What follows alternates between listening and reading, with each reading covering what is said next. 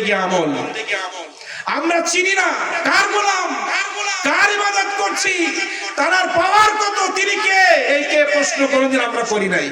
এমনি চেলো পাতালে আমরা চলাফেরা করছি।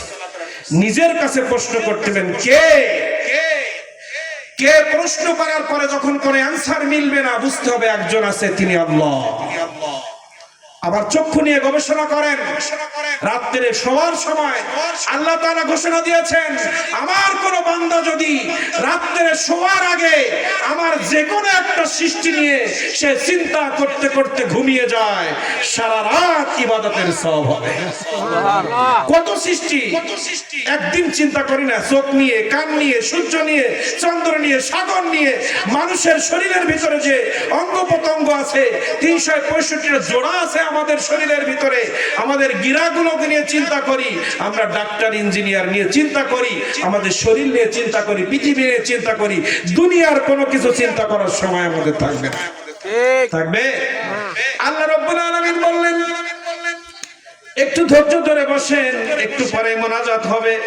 মিলাদুন নবীর রাসূল কারীম সাল্লাল্লাহু আলাইহি ওয়াসাল্লামের শান তো সারা বছর আমরা শুনি, কিন্তু আমাদের পরিবর্তন আসছে না কেন? আমাদের পরিবর্তন আসছে না কেন?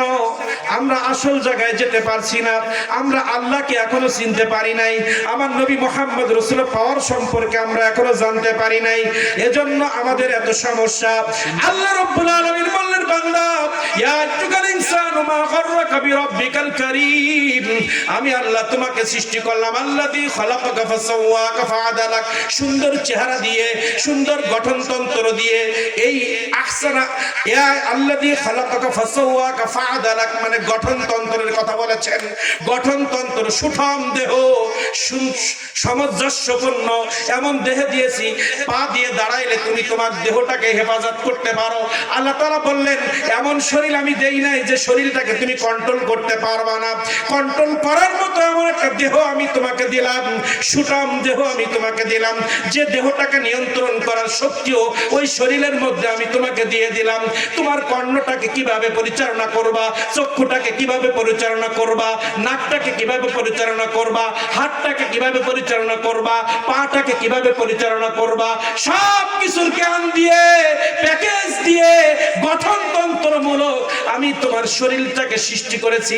তুমি একটু চিন্তা করো, আমি বাদে পৃথিবীর কোন মানুষ, কে তোমাকে এই সুঠাম দেহ দিয়েছে? মা, কিসে, কারা, কোন বস্তু, কে তোমাকে আমার পথ থেকে গুমরাহি করলো? তুমি নিজের কাছে প্রশ্ন করো। যদি তোমার দেহ পৃথিবীর কেউ দিতে পারে, তার গোলামি করো। তাহলে কে? আল্লাহ।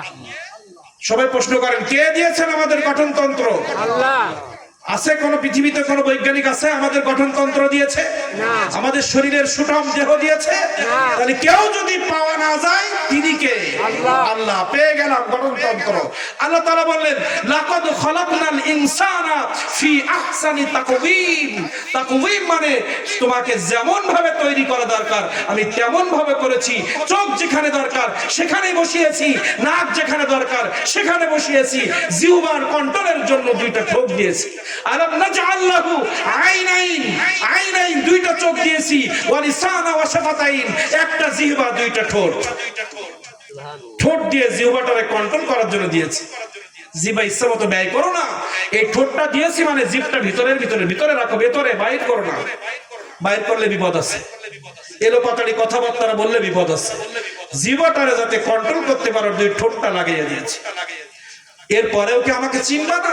তুমি একটু গবেষণা করো আমাকে নিয়ে, তুমি আসমানের দিকে তাকাও। আল্লাহ তাআলা বলেন, আল্লাযী, যিনি খালাকা সৃষ্টি করেছেন, সাবআ সামাওয়াতিন তিবাকা, সাত আসমান স্তরে স্তরে সৃষ্টি করেছেন।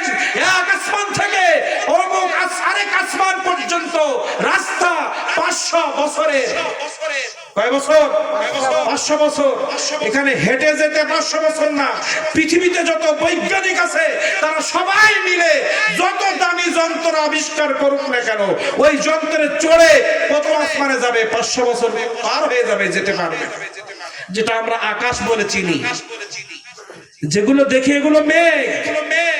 পার হয়ে যেতে থাকবেন, যেতে থাকবেন, আপনি মৃত্যুবরণ করবেন, কুল কিনারা খুঁজে পাওয়া যাবে না। যেখানে কোনো কুল কিনারা নাই,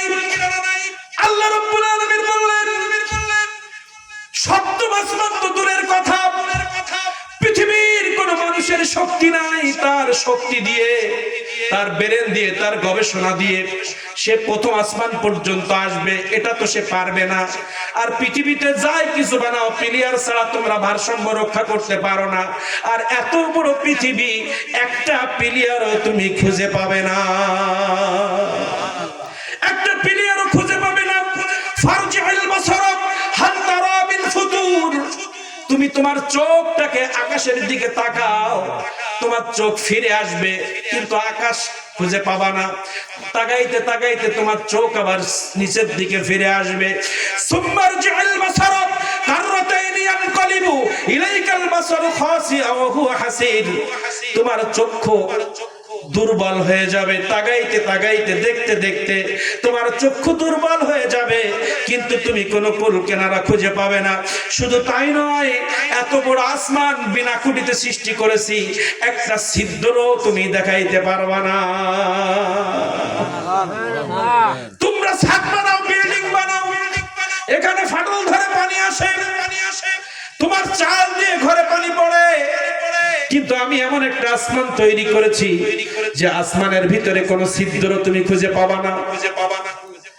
এই যে বৃষ্টি হয়, এটা কিন্তু ওই মেঘমালা জমিন থেকে বাষ্প হয়ে পানিগুলো আকাশের দিকে ওঠে, ওখানে মেঘ তৈরি হয়ে আবার বৃষ্টি দেয়।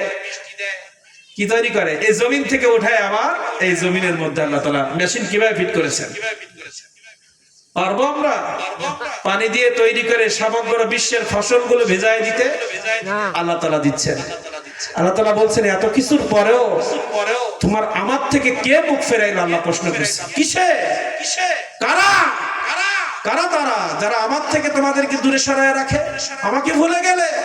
আমি নামাজ দিলাম, আজান হয়েছে, তুমি মসজিদে আসো না, কিসে? কারা?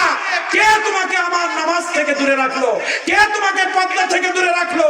কে তোমাকে হালাল ব্যবসা থেকে হারামের দিকে নিয়ে গেল? কে তোমাকে ঘুষের থেকে নিয়ে গেল? কে তোমাকে পিতামাতাকে কষ্ট দেওয়া শেখালো? কে তোমাকে আত্মীয়তার সম্পর্ক ছিন্ন করা শেখালো? কে তোমাকে সমাজের মধ্যে বিশৃঙ্খলা তৈরি করা শেখালো? কে তোমাকে আমার নবী মুহাম্মদুর রাসূলুল্লাহর শানে বেয়াদবি শেখালো? কে শিখালো তোমাকে? আসেন, এরপরে পৃথিবীর কেউ পারলো না প্রথম আকাশে যেতে। সেই আকাশ ভেদ করে প্রথম আকাশ নয়, দ্বিতীয় আকাশ নয়, তৃতীয় আকাশ নয়, চতুর্থ নয়, পঞ্চম নয়, ষষ্ঠম নয়, সপ্তম নয়, সপ্তম আকাশ ভেদ করে আরশে আজিমে যিনি গিয়েছেন তিনি হচ্ছে মুহাম্মদুর রাসূলুল্লাহ। নারে তাকবীর, নারে রিসালাত, পবিত্র ঈদে মিলাদুন নবী, পবিত্র ঈদে মিলাদুন নবী। পাওয়ার বুঝেছি, আল্লাহর পরে কার পাওয়ার এটা বুঝতে হবে। আল্লাহর গোলাম নবীর ইত্তেবা বুঝার জন্য এই আলোচনায় যথেষ্ট। পৃথিবীর জমিনে কার পাওয়ার বেশি, তাহলে কার অনুসরণ করব? আল্লাহ তাআলা আমাদের সৃষ্টিকর্তা, আর অনুসরণ অনুকরণের জন্য, গোলামির জন্য, ইত্তেবার জন্য যে নবী মুহাম্মদুর রাসূলুল্লাহকে পৃথিবীতে পাঠিয়েছে, ওনাকেও গবেষণার সময় এসে গেছে। কেন আমার নবীকে মানবো? কেন আমার নবীর গোলামি করব? যিনি সৃষ্টি করেছেন তিনি বলছেন, আমার মতো সৃষ্টিকর্তা পৃথিবীতে কেউ নাই, আর আমার সৃষ্টি, সমগ্র সৃষ্টি ভ্রমণ করার মতো একজনই ব্যক্তি পৃথিবীতে আসছে, তিনি আমার নবী, আমার নবী, আমার প্রেমিক, আমার ভালোবাসার বস্তু নবী মুহাম্মদুর রাসূলুল্লাহ সাল্লাল্লাহু আলাইহি ওয়াসাল্লাম। সমগ্র বিশ্ব গবেষণা করেন, 1500 বছর আগে নয়, পৃথিবীর সৃষ্টি থেকে আজ পর্যন্ত, কিয়ামত পর্যন্ত গবেষণা চলবে। পৃথিবীর কোন নবী, কোন আউলিয়া কেরাম, কোন সাহাবায়ে কেরাম সপ্তম আসমান ভেদ করে আরশে আজিম পর্যন্ত কোন গবেষক, কোন ইঞ্জিনিয়ার, কোন ব্যারিস্টার, কোন বিশ্ব নেতা, যাই বলি না কেন, কেউ আল্লাহর পর্যন্ত পৌঁছাতে পারে নাই। শুধু পৃথিবীর কেউ নয়, আর যে ফেরেশতা আল্লাহ রাব্বুল আলামিন নূর দিয়ে সৃষ্টি করেছেন, যে জিবরাইল আলাইহিস সালাম এই জায়গায় যদি দাঁড়ায়, এখানে দাঁড়িয়ে সমগ্র বিশ্বটাকে তিনি ছাতা দিয়ে ডেকে রাখতে পারে, এমন পাওয়ার। জিবরাইল আলাইহিস সালাম যদি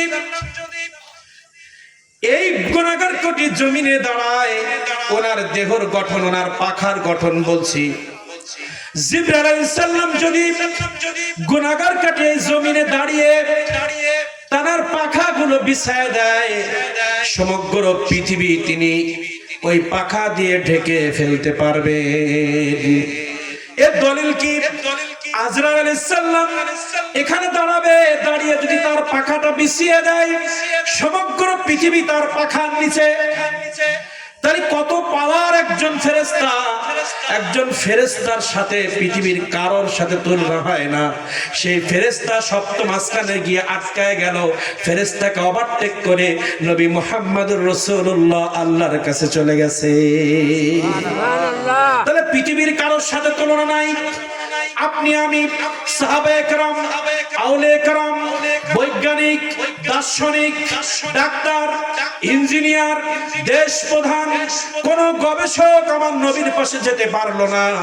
এবার আসেন আমার নবীর পাশে আল্লাহর পরে এই পৃথিবীর জমিনে নবী বাদে ফেরেশতাদের পাওয়ার আছে। যে ফেরেশতা এখানে দাঁড়িয়ে সমগ্র বিশ্বকে ছাতা দিয়ে ঢেকে রাখতে পারে, এমন পাওয়ার যে ফেরেশতা দেখলে আমাদের জানটা অটোমেটিক বেরিয়ে যায়, যে আজরাইলকে দেখলে জানটা অটোমেটিক বেরিয়ে যাবে।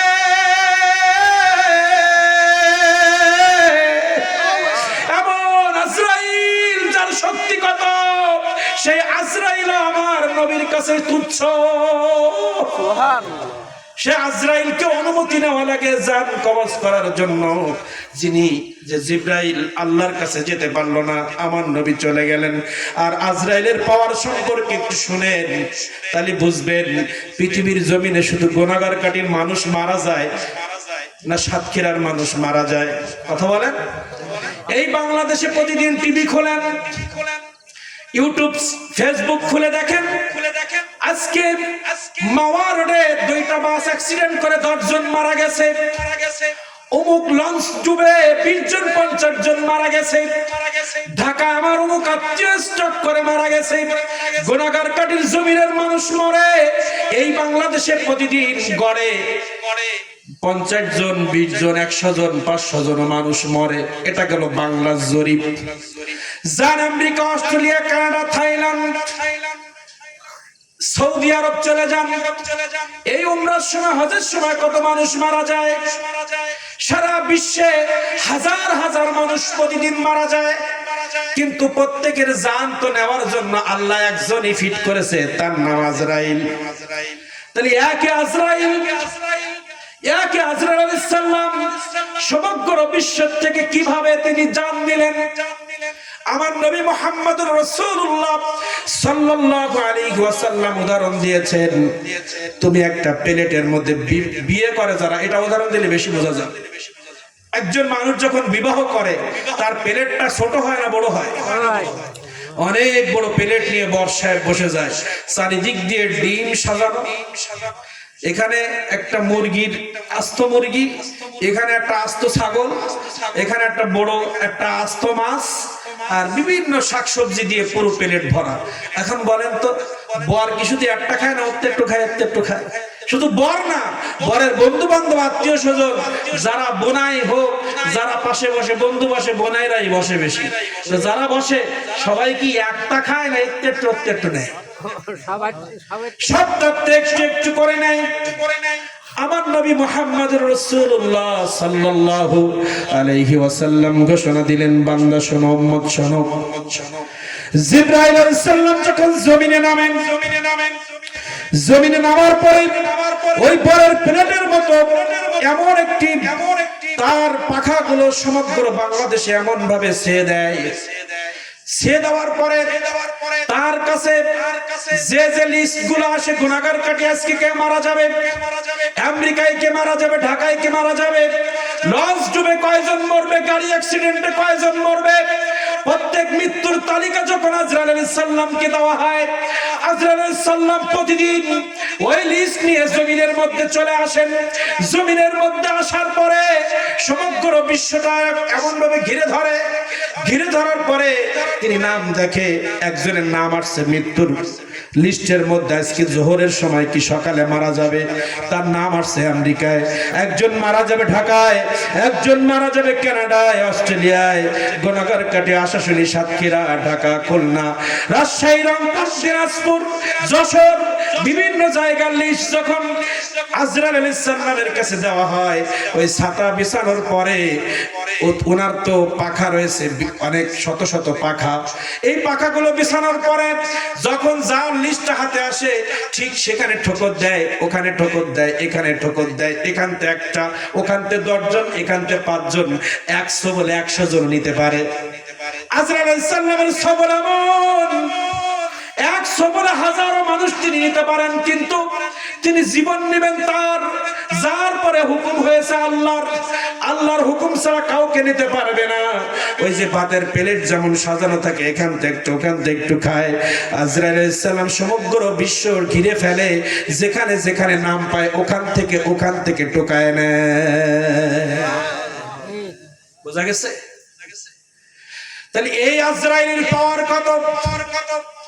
জিবরাইল আলাইহিস সালাম সম্পর্কে বলা হয়েছে কোন সমুদ্রের উপরে জিবরাইল আলাইহিস সালাম যদি জিবরাইল আলাইহিস সালাম যদি দাঁড়ায়, আপনি তার মাথা থেকে পানি ঢালা শুরু করবেন, পা পর্যন্ত পৌঁছাতে পারবেন না, পানি শেষ হয়ে যাবে, পা ভেসবে না। সমস্ত শরীয়ত বড় দেহ আজরাইল আলাইহিস সালাম, সেই আজরাইল আলাইহিস সালাম আল্লাহর ভয়ে থরথর করে কাঁপতে থাকবে হাসরের মাঠে। সেই জিবরাইল আলাইহিস সালাম এত বড় পাওয়ারফুল ফেরেশতা, যখন আল্লাহকে স্মরণ করে এত পাওয়ার, সমুদ্র পানিগুলো তার শরীরে ঢেলে দেওয়া হবে কিন্তু ভিজবে না। যে আজরাইল আলাইহিস সালাম সমগ্র বিশ্বের মানুষকে একবারে জান কবজ করতে পারে এমন শক্তি আল্লাহ তাআলা তাকে দিয়েছেন।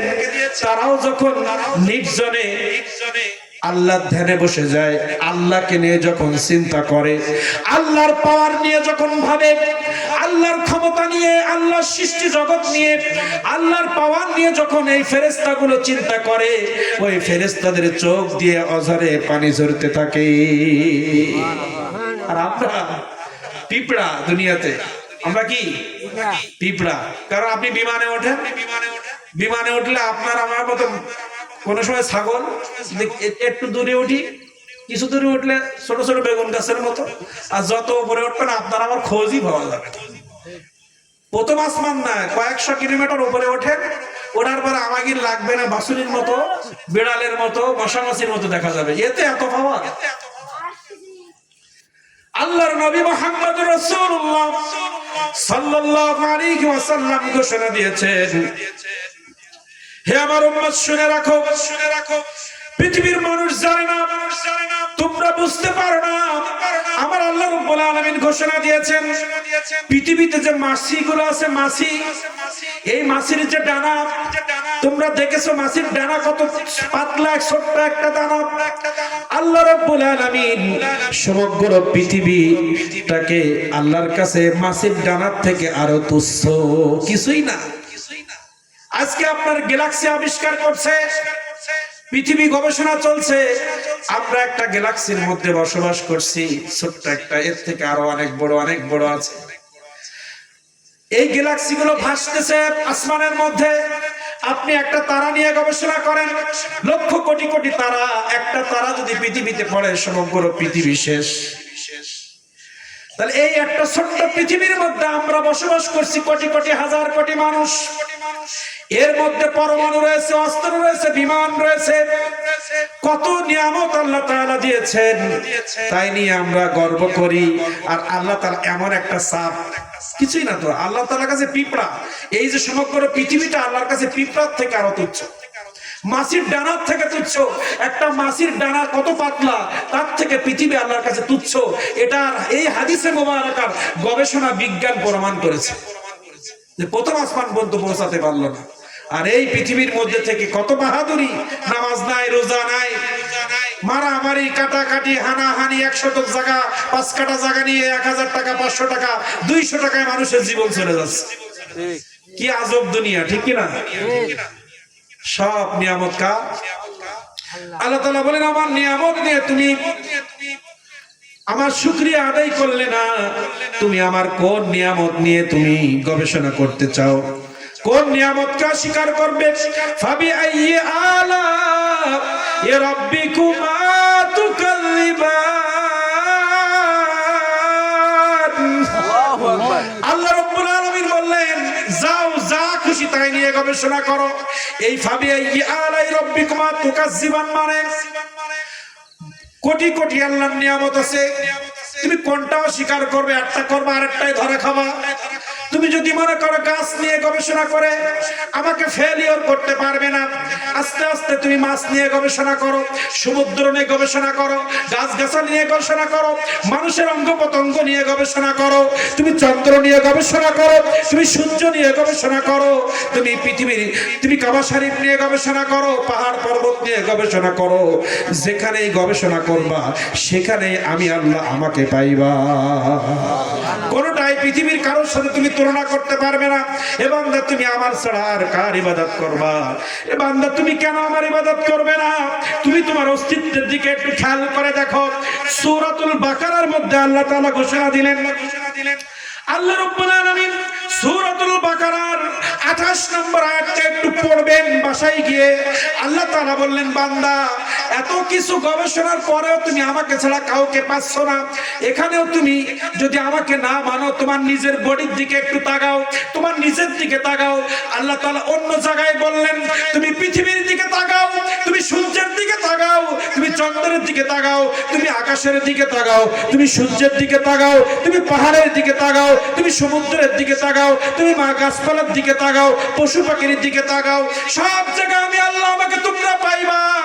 এরপরেও যদি তুমি মনে করো আমার ইবাদত করবা না, আমার থেকে তুমি মুখ ফেরাইবা, এবার তোমার নিজের দিকে একটু তাকাও, তোমার নিজের অস্তিত্ব নিয়ে তুমি একটু চিন্তা করো। কাইফা তাকফুরুনা বিল্লাহি ওয়া কুনতুম আমওয়াতান ফাআহইয়াকুম সুম্মা ইউমীতুকুম সুম্মা ইউহয়ীকুম সুম্মা ইলাইহি তুরজাউন। আল্লাহ রাব্বুল আলামিন বললেন, কাইফা তোমরা কেমন ভাবে কুফরি করো, কেমন ভাবে তোমরা ফিরে আসো। তাকফুরুনা কাইফা কেমনে, তাকফুরুনা তোমরা কুফরি করো, তোমরা আমাকে ভুলে যাও, আমি বাদ দিয়ে আরেকজনের গোলামি করো, তুমি শয়তানের গোলামি করো। আজান হয়েছে মসজিদে যাব, এই মসজিদে যাওয়া আমার গোলামি, আজানের পরে মসজিদে না যাওয়া শয়তানের গোলামি। আমি তোমার বোরকা পড়তে বলেছি, মা বোনদেরকে বলছি, মা বোনদেরকে আল্লাহ তাআলা বলছেন, আমার নবী মুহাম্মদ রাসূলুল্লাহ বলছেন, তোমার পর্দা ফরজ করা হয়েছে, তোমার বয়স হয়েছে, তুমি পর্দা করো, এটা আমার গোলামি। তুমি পর্দা করলা না, শয়তানের গোলামি। হালাল ব্যবসা করলা, আমার গোলামি। সুদ খাইলা, শয়তানের গোলামি। সৎভাবে চাকরি করলা, আমার গোলামি। ঘুষ খাইলা, শয়তানের গোলামি। অন্যায় ভাবে 1 শতক জমি ফাঁকি দিলা, শয়তানের গোলামি। হক হালালি জীবন যাপন করলা, আমার গোলামি। তুমি তোমার চক্ষু দিয়ে কোরআন মাজিদের আয়াত দেখলা, তুমি চক্ষু দিয়ে আলেমদের চেহারা দেখলা, তুমি চক্ষু দিয়ে আউলিয়া কেরামের দিকে তাকাইলা, তুমি চক্ষু দিয়ে মায়ের চেহারার দিকে তাকাইলা, তুমি চক্ষু দিয়ে স্ত্রীর দিকে ভালোবাসার নজরে তাকাইলা, এটা আমার গোলামি। আর এই চক্ষু দিয়ে তুমি বেগানা মহিলার দিকে তাকাইলা, এটা শয়তানের গোলামি। তুমি তোমার চক্ষু দিয়ে বেগানা মহিলার দিকে তাকাইলা, খারাপ দৃশ্য তুমি দেখলা, এটা শয়তানের গোলামি। আর তোমার স্ত্রী যেটা হালাল, তার দিকে যতবার তুমি তাকাইবা ততবার ইবাদত হবে, ততবার আমার গোলামি হবে। সুবহানাল্লাহ, নারায়ে তাকবীর, নারায়ে রিসালাত, পবিত্র ঈদে মিলাদুন নবী। আল্লাহ তাআলা বললেন, ইয়া আইয়ুহাল ইনসান, হে পৃথিবীর মানুষ, মা গররাকা বিরব্বিকাল কারীম, আমি রব তোমাদের, আমি তোমাদের মালিক। তোমাদের চক্ষু আমি বানিয়েছি, তোমাদের চেহারা আমি বানিয়েছি, তোমার সুষম দেহ আমি দিয়েছি। আমি চ্যালেঞ্জ করছি, আমি ছাড়া পৃথিবীর এমন কেউ নাই তোমার সুন্দর গঠনতন্ত্র দিবে। তুমি পৃথিবীর কোথাও তুমি তোমার গঠনতন্ত্র খুঁজে পেলে না, তখন তুমি মনে করো আমি আল্লাহ তোমার গঠনতন্ত্র দিয়েছি। যে আল্লাহ তোমাকে সৃষ্টি করেছে, যে আল্লাহ তোমাকে গঠনতন্ত্র দিয়েছে, যে আল্লাহ তোমার সৃষ্টিকর্তা, সেই আল্লাহর গোলামি তোমাকে করা লাগবে। এবার আল্লাহর গোলামি কি? আল্লাহর ইবাদত কি? পাঁচ ওয়াক্ত নামাজ, রমজানের রোজা, হজ ফরজের হজ, পিতামাতার খেদমত, স্ত্রীকে পর্দার মধ্যে রাখা, সন্তানদেরকে দ্বীনি ইলম শিক্ষা দেওয়া, প্রতিবেশীর সাথে ভালো ব্যবহার করা, হালাল ব্যবসা করা, সুদ মুক্ত ঘুষ মুক্ত চাকরি করা। বলেন এবার আল্লাহর গোলামিগুলো নিজে নিজে বাড়িতে গিয়ে লিখবেন আল্লাহর গোলামির মধ্যে কি আছে। আল্লাহর কোন গোলামির ভিতরে যদি আপনি ডুপ্লিকেট করেন, আপনি মনে করবেন আপনি এখন বর্তমান জাহান্নামের রাস্তায় আছেন, আপনি বর্তমান শয়তানের গোলাম হয়ে দুনিয়া আছেন। এত কিছু বললেন, এত কিছুর পরেও আমাকে কেন ভুললা? নামাজ না পড়া কার গোলামি? আজান হয়, শয়তান এসে তোমাকে ঘুম পড়ায় রাখে, শয়তান এসে তোমাকে সিনেমার দিকে নিয়ে যায়, বোর্ডের দিকে নিয়ে যায়, চায়ের দোকানে নিয়ে যায়, গীবত করার মজলিসে নিয়ে যায়, গল্পের মজলিসে নিয়ে যায়, রাস্তাঘাটে আড্ডা দিতে নিয়ে যায়। এটা কে নিয়ে যায়? নামাজে কে ডাকে? আর ওদিকে কে ডাকে? হালাল ব্যবসায় কে ডাকে? সুদে কে ডাকে? হালাল চাকরিতে কে ডাকে? ঘুষের দিকে কে ডাকে? পদ্মার দিকে কে ডাকছে? বেপর্দা কে ডাকছে? সন্তানকে নাস্তিকতার জন্য কে ডাকছে? আর আল্লাহর কোরআন হাদিস শেখানোর জন্য কে ডাকছে? আল্লাহর ঘোষণা, আল্লাহর ঘোষণা, ওয়ারাতিলিল কোরআন তারতিলা, ইকরা বিসমি রাব্বিকাল্লাযী খলাক, আর রহমানু আল্লামাল কোরআন। আমি কোরআন মাজিদের ইলম তোমাদেরকে দিয়েছি, কোরআন মাজিদ শিক্ষা করতে আমি হুকুম করেছি, তোমরা কোরআন মাজিদ শিখো না, কিন্তু অন্য সব কিছু তোমার শেখা শেষ। কোরআন মাজিদ যদি আমি না শিখি তাহলে গোলামি হলো কার? কোরআন মাজিদ শিখতে বলেছেন কে? আসেন এইবার আল্লাহ তাআলা বলছেন, বান্দা পৃথিবীর সব সৃষ্টির দিকে তাকানোর পরে তুমি চিন্তা করে দেখতেছো এ সব তো আল্লাহই করেছে। পৃথিবীর কোন বৈজ্ঞানিক দার্শনিক, পৃথিবীর কোন মন্ত্র তন্ত্র দিয়ে এই পৃথিবী সৃষ্টি হয় নাই। আমি খুঁজে পেলাম এই পৃথিবীর রব আল্লাহ। তারপরেও তুমি গোলামি করো না, তারপরেও তুমি শয়তানের দলে থাকো। এবার নিজের দিকে তাকাও। কি তাকাও? কাইফা, কেমন ভাবে তুমি পারো, কেমন ভাবে তুমি পারো? তাকফুরু না, আমি আল্লাহ, আমাকে অস্বীকার করতে তুমি কেমনে পারলা?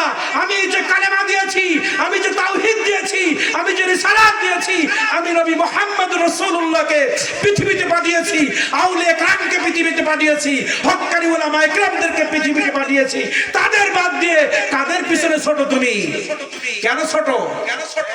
আল্লাহ তো দুই ঘাড়ে দিয়ে ফেরেশতা আছে। কেন ছোট তুমি?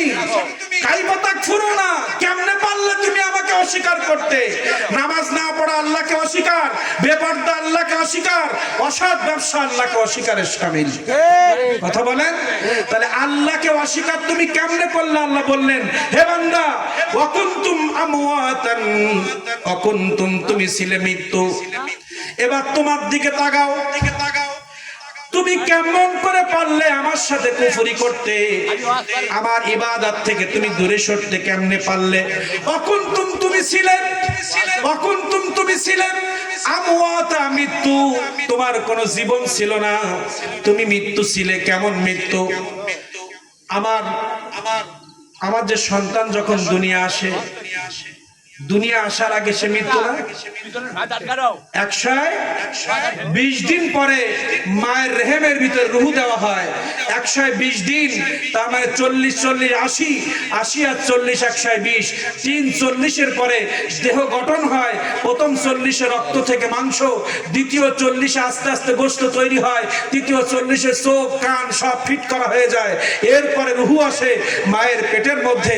আল্লাহ তাআলা বলছে, বান্দা কবরে রাখবা, কবরের ভিতরে আযাব তুমি মানো না, কিন্তু আমি মায়ের পেটের ভিতরে সমগ্র পেটটাকে এভাবে গোল করে রেখেছি যে পেটের থেকে একটা বাচ্চা বেরোনোর কোনো সুযোগ নাই, চতুর্দিকে ঘেরা। এই পেটের মধ্যে আমি আল্লাহ একটা সন্তানকে যদি জীবিত রাখতে পারি, 4 দেওয়ালের মধ্যে, কবরের মধ্যে আমি তোমাকে জীবিত রেখে আযাব দিতে পারি। এই কবর তুমি ভুলে গেলা? তুমি তো ছিলে মৃত্যু, তোমার অস্তিত্ব বলে পৃথিবীতে ছিল না, এই অস্তিত্ব আমি দিয়েছি। আল্লাহ তাআলা বলেন, কুনতুম আমওয়াতা, তুমি ছিলে মৃত্যু, ফাআহইয়াকুম, আমি তোমাকে জীবন দিয়েছি। সুবহানাল্লাহ। প্রথম মৃত্যু রূহ জগতে ছিলাম, আমার রূহটা ছিল আল্লাহর কাছে। মায়ের মাধ্যমে দুনিয়া আসলাম, ফাআহইয়াকুম, আসলাম দুনিয়ায়। অতঃপর তারপর আল্লাহ তাআলা বলছেন সুম্মা অতঃপর ইউমীতুকুম, কিছুদিন দুনিয়ার পরে আবার তোমাকে মারবো। সুম্মা অতঃপর ইউহয়ীকুম, ওই মৃত্যু থেকে আবার তোমাকে উঠাবো। সুম্মা অতঃপর ইলাইহি তুরজাউন, লাশ যখন তোমাকে উঠাবো আমার সামনে হাজির করবো। ক্লিয়ার? তাহলে আমাদের গঠনতন্ত্র বুঝতে হবে আগে। আমাদের গঠনতন্ত্র আল্লাহ সূরাতুল বাকারার মধ্যে 28 নম্বর আয়াতে আল্লাহ তাআলা আমাদের গঠনতন্ত্র দিয়ে দিলেন, বান্দা পৃথিবী গবেষণা করার পরে আমার গোলামি করো না। তোমার নিজের অস্তিত্ব নিয়ে তুমি একটু চিন্তা করো। তোমার বাবা মার দিকে তাকিয়ে দেখো, তোমার প্রতিবেশীর দিকে তাকিয়ে দেখো। তোমার নিজের নিয়ে চিন্তা করার সময় নাই, কিন্তু তোমার পাশে তোমার ভাইয়ের একটা সন্তান হয়েছে, একটু দেখো। এই সন্তানটা মায়ের রেহেমের ভিতরে একসাথে জীবিত হয় নাই। বীর্য থেকে রক্ত, রক্ত থেকে মাংস, মাংস থেকে হাড্ডি, হাড্ডি থেকে হাত পাকান। এই 140 দিন পরে আল্লাহ তাআলা রূহ দিলেন, মায়ের পেটের মধ্যে কিছুদিন রাখলেন। এটা শিক্ষা, প্রত্যেকটা নিয়ামতের মধ্যে আল্লাহ শিক্ষা লুকিয়ে রাখছেন। কিছুদিন মায়ের পেটে রাখার পরে এই মায়ের পেটের মধ্যে রূহ দেওয়ার আগে তুমি অকুনতুম আমওয়াতা, তুমি মৃত্যু ছিলে, তোমাকে কেউ চিনতো না। এই মায়ের মধ্যে আমওয়াতা, তুমি মৃত্যু ছিলে, ফাহিয়াকুম, অতঃপর তোমাকে জীবিত দুনিয়ায় আমি পাঠাইলাম। এই দুনিয়ায় পাঠানোর পরে কিছুদিন ঘোরাফেরা করার সুযোগ দিয়ে দিলাম। সুম্মা ইউমীতুকুম, কিছুদিন পরে 50, 60, 70 এই বছর হওয়ার পরে তোমাদের আবার মারবো। মারার পরে আবার কবরে দেব। কবরের পরে সুম্মা ইউহয়ীকুম, কিছুদিন পরে কিয়ামত সংঘটিত হবে। এই কিয়ামতের সময় ইউহয়ীকুম, তোমাকে জীবিত করব। আবার আল্লাহ তাআলা বললেন, মৃত্যুর পরে একবার যখন তোমাকে জীবিত করব, আর কোনো মৃত্যুর খেলা নাই। এই কিয়ামতের মাঠে জীবিত করার পরে ইলাইহি তুরজাউন, সব মানুষকে, আমেরিকা, অস্ট্রেলিয়া, কানাডা, সমগ্র পৃথিবীর মানুষগুলোকে আমি সুম্মা অতঃপর ইলাইহি তুরজাউন, আমি আল্লাহ আমার সামনে পৃথিবীর সব মানুষকে আমি এক জায়গায় করব। এক জায়গায় করে কি দুধ কলা খাইতে দেবে? বিচার হবে, বিচার। কেমন বিচার? আল্লাহ তাআলা বলছেন সবকিছু খবর আমি রাখতেছি বান্দা, কোথায় কি করো সব খবর আমার কাছে আছে। বিচার কিন্তু আমার কাছে এসে দিতে হবে, এরপরে জান্নাত জাহান্নাম।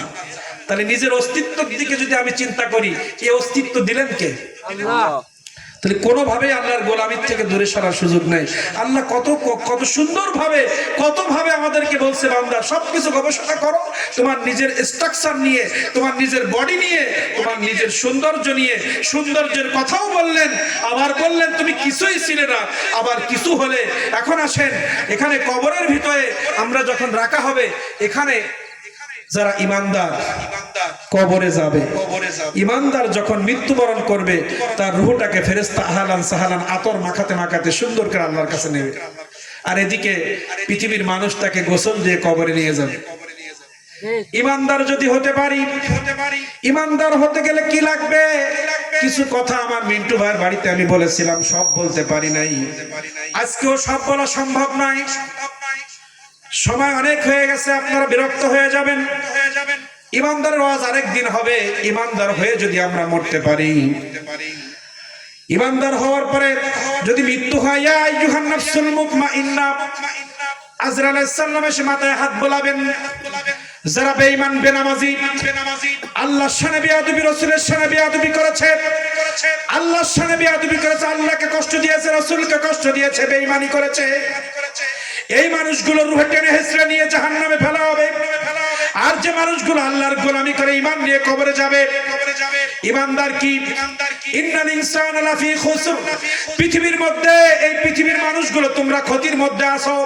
ইল্লাল্লাযীনা আমানু ওয়া আমিলুস সালিহাত ওয়া তাওয়াসাউ বিল হক ওয়া তাওয়াসাউ বিস সাবর, যারা ঈমান এনেছো, সৎ কাজের ইন্তজাম করেছো, সৎভাবে আমার গোলামি করেছো এবং সত্য কথা নিজে বলেছো, সত্য প্রচার করেছো, বিপদে আপদে ধৈর্য ধরেছো, মানুষকে ধৈর্য ধরার সবক দিয়েছো, তোমরা ঈমানদার। আর এই ঈমানদার অবস্থায় যদি তুমি মৃত্যুবরণ করো, আজরাইল তোমার কাছে পাঠাবো। আজরাইল গিয়ে তোমার মাথায় হাত বোলাবে, তোমার মাথায় সুন্দর করে হাত বোলাইবে, সমস্ত শরীরটাকে তোমার বোলাইবে, বোলাতে বোলাতে কথায় কথায় তোমার জীবনটা বেড়ে আসবে। তুমি একবারও জন্য টের পাবে না। তোমার কাছে গিয়ে বলবে ইয়া আইয়ুহান নাফসুল মুতমাইন্না, হে নামাজি আত্মা, হে রোজা রাখনে ওয়ালা আত্মা, হে গৌসুল আজম খুল নবীর গোলামের আত্মা, হে আশিক রাসূলের আত্মা, হে নামাজি আত্মা, হে হাফেজ কোরআনের আত্মা, হে আলেমের আত্মা, হে আল্লাহর গোলামের আত্মা, মুফাসসিরের আত্মা। আল্লাহর গোলামি করতে গিয়ে ঠান্ডার মধ্যে ওযু করে তুমি মসজিদের মধ্যে গিয়েছিলা, রমজানের মধ্যে তুমি অসুস্থ ছিলা, তারপরে রোজা রেখেছিলা, তোমার নফসের সাথে জিহাদ করে আমার বান্দি তোমরা পর্দা করেছিলা, নফসের সাথে জিহাদ করে স্বামীর খেদমত করেছিলা, স্বামীকে ভালো লাগে না তারপরে খেদমত করেছিলা, শ্বশুর শাশুড়ি তোমাকে কষ্ট দেয় তারপরেও আল্লাহকে খুশি করার জন্য শ্বশুর শাশুড়ির খেদমত করেছিলা, স্বামীর সম্পদকে তুমি অপচয় করো নাই, স্বামীর সম্পদ চুরি করে আরেকজনের সাথে তুমি বেরিয়ে যাও নাই, স্বামী বিদেশ থেকে লক্ষ লক্ষ টাকা পাঠিয়েছে তোমাকে বিশ্বাস করে, সেই 5 লাখ 10 লাখ টাকা নিয়ে আরেকজনের হাত ধরে তুমি বের হয়ে যাও নাই, 2 বছর 5 বছর স্বামী ছিল বিদেশে তোমার কাছে আসতে পারে নাই, তাও ভালোবাসার খাতিরে নামাজের মাধ্যমে তেলাওয়াতের মাধ্যমে তুমি ধৈর্যের সাথে তোমার স্বামীর সম্পদগুলো আঁকড়ে ধরেছো, স্বামী যখন বিদেশ থেকে আসছে সুন্দরভাবে সামনে ফে করছো, তুমি হচ্ছে ইমানদার নেককার মহিলা, এইভাবে তোমার সতীত্ব যারা রক্ষা করেছো, তোমার লজ্জা স্থান, তোমার সৌন্দর্য, হে মা বোন তোমরা যারা পর্দা করেছো, তাহাজ্জুদের নামাজ পড়েছো, স্বামীর খেদমত করেছো, রমজানের রোজা রেখেছো, 5 ওয়াক্ত নামাজ পড়েছো, তোমার কাছে যখন আজরাইল আসবে এসে বলবে ইয়া আইয়াতুহান নাফসুল মুতমাইন্না, হে পবিত্র আত্মা তুমি জান্নাতে যাওয়ার জন্য বেরিয়ে আসো। যারা নামাজি আল্লাহর গোলাম, যারা ইমানদার পুরুষ মহিলা, তাদের কাছে এসে বলবে ইয়া আইয়াতুহান নাফসুল মুতমাইন্না, হে পবিত্র আত্মা বেরিয়ে আসো, সুন্দরভাবে বেরিয়ে আসবে, ইরজিই ইলা রাব্বিকি রাদিয়াতাম মারদিয়া, তোমার রব তোমার পরে খুশি হয়ে গেছে, তুমি খুশি মনে তোমার রবের দিকে ফিরে আসো, ফাদখুলি ফি ইবাদি ওয়াদখুলি জান্নাতি, আল্লাহর ইবাদত গুজার বান্দা বান্দিরা যে জান্নাতের মধ্যে রয়েছে তুমি সেই জান্নাতের মধ্যে প্রবেশ করো। নামাজ পড়ে লাভ আছে না লস? আর টানা হেসনা করে আমার রুহটা নিয়ে জাহান্নামে ফেলে দিই, লাভ আছে? এই রুহটা নিয়ে আল্লাহ তাআলার কাছে চলে যাবে। সব ফেরেশতা, প্রত্যেক আসমানের ফেরেশতা শুনবে কার? আব্দুল্লাহ, জানো না 5 ওয়াক্ত নামাজি জীবনে মিথ্যা বলে নাই, আল্লাহর গোলামির মধ্যে নিবেদিত ছিল, রাসূলের আশিক, এর আত্মা অমুক আব্দুল্লাহ আব্দুর রহমান, তার রূহটা নিয়ে যাচ্ছি। এদিকে আল্লাহর কাছে চলে যাবে, এদিকে এলাকার মানুষ গোসল দিবে, গোসল দেওয়ার পরে সুন্দরভাবে কবরের মধ্যে রাখবে। আল্লাহ তাআলা বলবে যা ফেরেশতা আবার গিয়ে রূহটা দিয়া, এক্ষুনি তো প্রশ্ন করবে, এখনই প্রশ্ন হবে আমার বান্দা, প্রশ্নের জবাবগুলো সঠিকভাবে দিতে পারলে ওরা জান্নাতের রাস্তা করে দেয় কবরের ভিতর থেকে। আল্লাহ তাআলা, আমি কি শেষ করবো? 2 মিনিট চলবে না? চলবে না? রহমতে আলাম নূরে মুজাসসাম, সাহাবীরা আতর বানাই ওই নবীজির ঘাম, সাহাবীরা আতর বানাই ওই নবীজির ঘাম।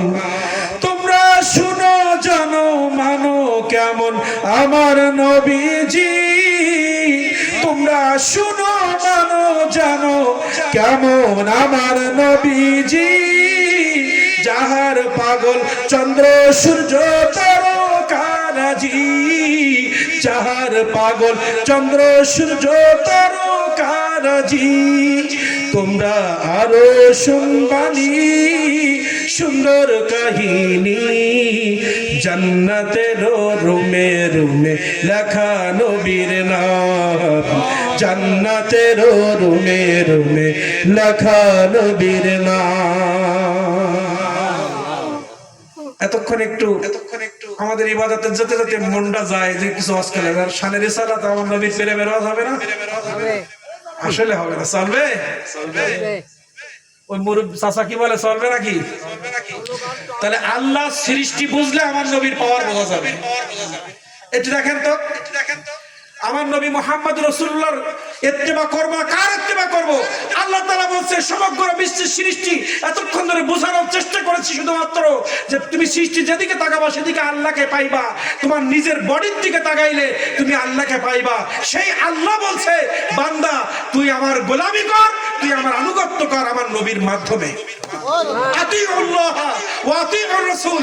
এইবার যদি সবকিছু গবেষণা করে আমি আল্লাহ, আমি ছাড়া তোদের সৃষ্টিকর্তা কেউ নাই, এটা যখন তুমি বুঝতে পারবা তখন বুঝতে পারবা তুমি আমার গোলামিতে যেতে চাচ্ছ। তুমি যখন চিন্তা করে দেখবা আমি আল্লাহ ছাড়া তোমার রিজিকদাতা নাই, পালনকর্তা নাই, তোমার পৃথিবীতে তোমার কোনো মালিক নাই আমি আল্লাহ ছাড়া, এটা যখন তুমি বুঝতে পারবা, এবার তুমি যখন আমার কাছে আসতে চাওবা, তুমি আমি আল্লাহ আমাকে খুশি করতে চাইবা, আমি আল্লাহ আমার দিকে তুমি যখন এবার আসতে চাবা, আমার সব সৃষ্টি গবেষণার পরে আমার উপর যখন তুমি ঈমান আনবা, এবার আমার ভালোবাসা তোমার নেওয়ার চেষ্টা চলবে। কারণ আমাকে যখন তুমি সব দিকতে পেয়ে যাবা, সব দিকে যখন ফিরে দেখবা যে আল্লাহ ছাড়া কেউ নাই, তখন তো আল্লাহকে খুশি করার প্রয়োজন হবে।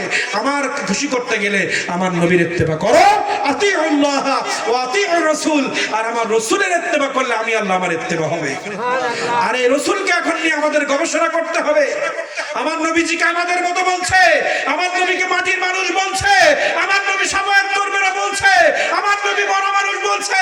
নাউযুবিল্লাহ, নাউযুবিল্লাহ মিন যালিক। কথা বলেন। যে নবীর আমরা মানব তাকে আমাদের চিনতে হবে।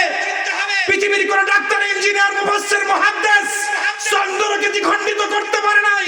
পৃথিবীর জমিনে একজন মানব চন্দ্রকে পৃথিবীর জমিন থেকে দ্বিখণ্ডিত করেছে, তিনি হচ্ছেন মুহাম্মদুর রাসূলুল্লাহ। আল্লাহর পরে পাওয়ার কার? পৃথিবীর জমিনে আল্লাহর পরে পাওয়ার কার এটা বুঝতে হবে, তারপরে গোলামি করতে হবে। আল্লাহর পাওয়ার সম্পর্কে কিছু কথা বলেছি, এবার আমার নবীর পাওয়ার সম্পর্কে জানতে হবে, এরপরে গোলামি আসবে। আমার নবী ছাড়া চন্দ্র দ্বিখণ্ডিত কোন মানুষ করেছে? বলেন। পৃথিবীতে বহু রকেট তৈরি হয়েছে, বহু বিমান তৈরি হয়েছে, বিজ্ঞান বহু কিছু আবিষ্কার করেছে, পৃথিবীতে বহু মানুষ বহু কথা বলেছে, কিন্তু আল্লাহর আরশ আজিম পর্যন্ত আমার নবী মুহাম্মদুর রাসূলুল্লাহ গিয়েছেন, আর কেউ পারে নাই। গোলামি কার? বলেন। এভাবে যদি কথা বলি, প্রত্যেক সৃষ্টির মধ্যে আমার নবীর নূর মোবারক আছে, এটা প্রমাণ করে দিতে পারবো। কিন্তু অনেক রাত হয়ে গেছে, আরেকদিন হবে, আশপাশে আরো আছে, যাবেন জানতে পারবেন। দোয়া করবেন আপনাদের সন্তান আমি, ঠিক না? আপনাদের দোয়ার পাওয়ারে চলতেছে, আপনাদের দোয়ায় চলছে, আমার গৌসুল আজম খল্লবী রাহমাতুল্লাহ আলাইহির দোয়ায় চলছে, আর আপনাদের দোয়ায় চলছে এ জবান, এ বডি, এ সব কিছু, ঠিক কিনা? দোয়া করবেন তো ইনশাআল্লাহ। আল্লাহ তাআলা আপনাদেরও মঙ্গল করুন, আমাকেও মঙ্গল করুন, সবাইকে মঙ্গল করুন। আখির দাওয়ানা আলহামদুলিল্লাহ।